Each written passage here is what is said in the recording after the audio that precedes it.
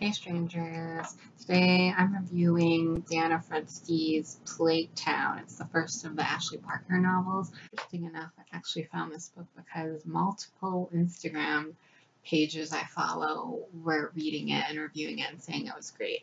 So I had to pick it up.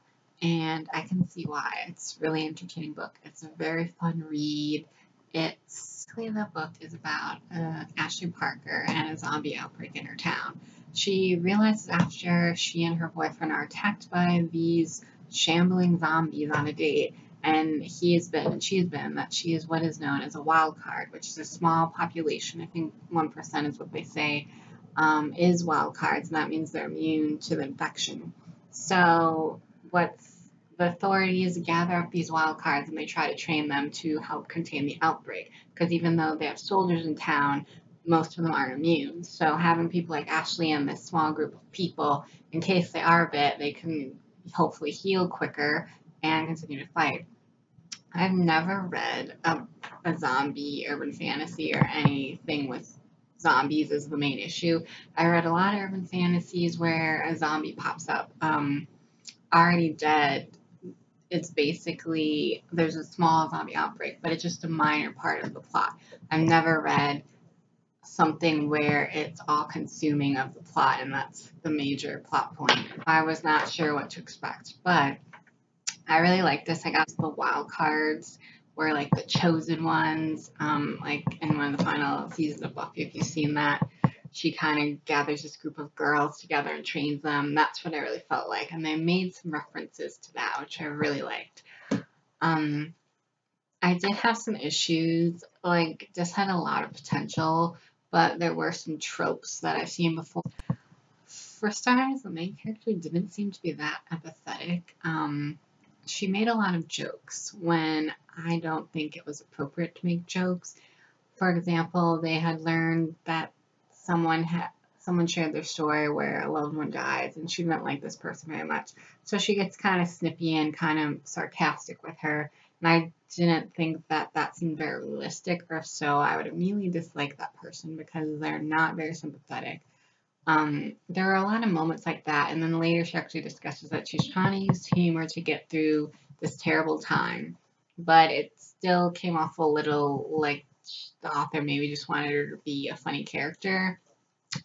Also, she did tend to. There's this kind of trope with women, strong female characters, where they have to be tough. They don't feel any emotions. They're not girly. Anything feminine is just not cool to them. And in the beginning, she talks about her roommate, who apparently spends 2 hours moisturizing, which I don't know anyone who moisturizes that long. But in the beginning of the book, her roommate is sick, and she's worried about not moisturizing.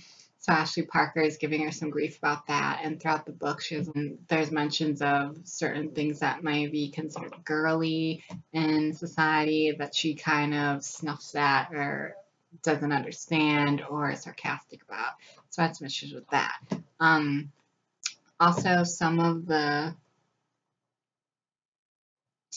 arguments she has with other people, you're supposed to side with her, and the author is giving you reasons, maybe making these other people seem kind of snippy, but just the situation. Sometimes I didn't side with her when I was supposed to. I actually thought she was being difficult or over dramatic, so I had some issues with that.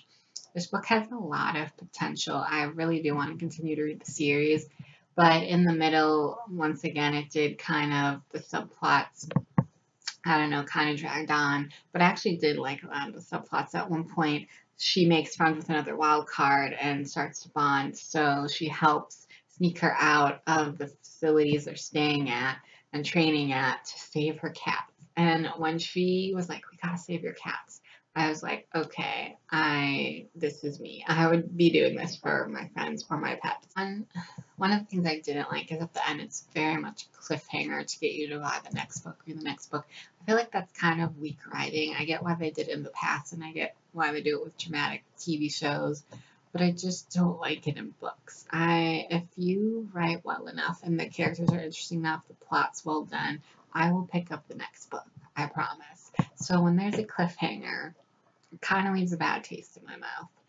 And I thought it was kind of unnecessary, honestly, and I didn't really appreciate it as the reader. The thing I really did like that the author did do was at times throughout I want to say over other chapters, she would pan out to other parts of what was happening in the town, and she could bring these stories of other people in the town being attacked by zombies or learning that there were zombies, and some of these were people who are related to the wild cards, maybe the wild cards spoken of earlier, so you feel kind of connected to this person and hope they don't get bit for the wild card's sake.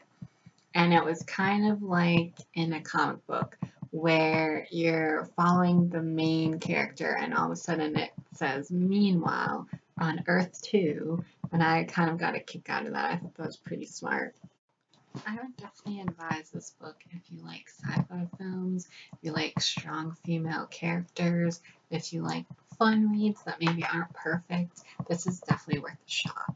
I think it's pretty well done, and I can't wait to see what happens in the next one. I think it's called Plague Nation, so that sounds fun.